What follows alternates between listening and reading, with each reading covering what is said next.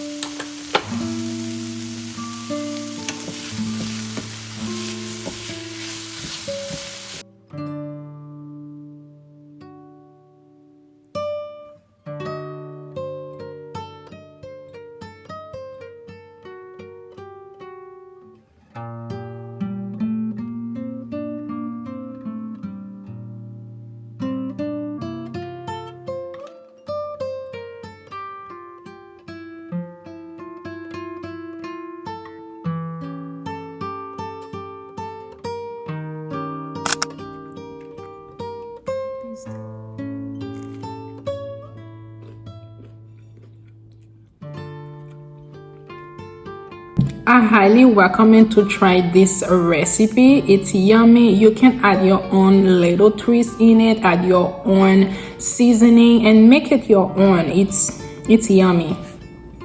It's yummy. I love it.